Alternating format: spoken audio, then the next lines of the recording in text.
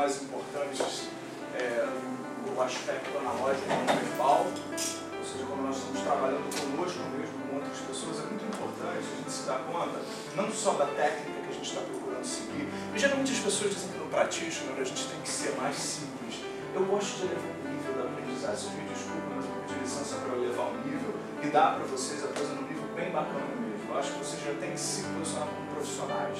Mesmo que depois vocês façam master e tal, né? A partir de agora já tem alguns pontos que eu acho que são essenciais e que, se eles não estão presentes desde o practitioner, fazem uma diferença muito grande. Um deles é o trabalho do não verbal. Né? Quando você está trabalhando com alguém ou trabalhando com você mesmo, é muito importante a congruência naquilo que você diz, aquilo que você diz com aquilo que você fala, com o seu comportamento.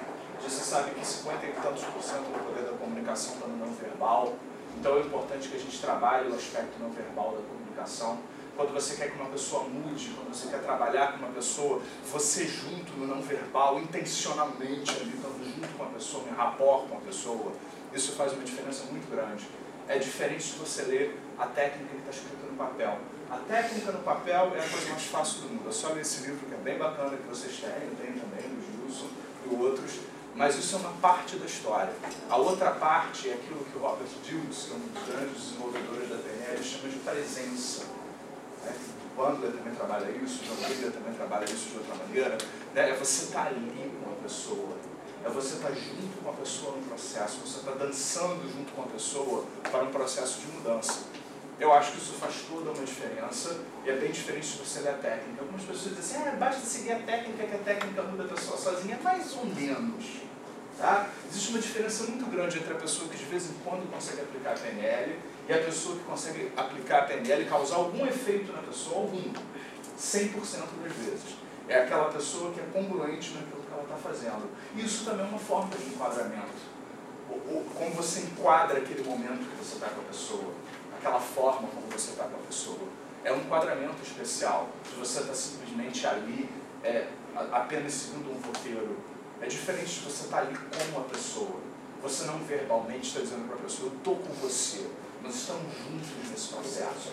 Nós estamos fazendo uma diferença aí em relação a isso. Então, fiquem atentos a isso. No meu mapa, isso é uma coisa muito importante. Né? Eu falei para vocês, né, o que a gente pode reenquadrar. A realidade é feita das percepções que nós fazemos, daquilo que nós interpretamos da realidade, dos significados que nós atribuímos, e que várias técnicas, abordagens, manobras da programação neurolinguística têm uma relação direta com fazer a pessoa ter uma outra experiência, desmontar aquela experiência limitante e dar a oportunidade da pessoa abrir portas e entrar para uma outra realidade, porque a gente abre portas o tempo todo, né? E a gente entra e às vezes senta em algum lugar e dessa forma vai se dar conta do que aprendeu, né? E vai continuar aprendendo aí de alguma forma. Então você pode lidar com essa realidade, isso também é um enquadramento. A gente o tempo todo se remete às nossas experiências passadas, às coisas que aconteceram. Isso tudo a gente viu ontem, né? Só estou fazendo uma pequena revisão conceitual. Isso é importante para a gente prosseguir aí. Então a gente parte daquilo que a gente tem e começa a propor uma nova interpretação, uma nova vivência. É muito importante dizer também, do ponto de vista psicológico, que existe na psicologia muita teoria do trauma, né? Ou seja, nós temos que localizar a causa do problema, onde que foi o trauma, onde que foi a experiência original. E a gente sabe que muitas vezes não existe um trauma. Isso a própria psicologia sabe, né? PNL não. Que muitas vezes não existe um trauma, não existe uma causa. Existe alguma coisa que foi feita, entendida, ancorada num sentimento e tal, e gera um modo de agir diferente. Então, quando você muitas vezes propõe que a pessoa relaxe e veja o problema fora, enquanto ela relaxa, você está desmontando a sequência que ela fazia. Lembra daquelas duas perguntas que eu dei para vocês, que são fantásticas, servem para qualquer técnica, que estão até ali, né? Quando você vai trabalhar uma situação limitante. Se eu fosse fazer igual a você, como seria?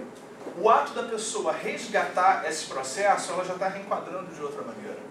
Ela já está pensando nela da posição de um observador, o que já faz com que ela tenha um entendimento completamente diferente sobre como é que a coisa se passa. Então é uma coisa interessante aí para a gente começar a prestar atenção. Como eu disse aqui, a Virginia Satir fala da familiaridade, que é o que o Bandler disse que ele mais aprendeu.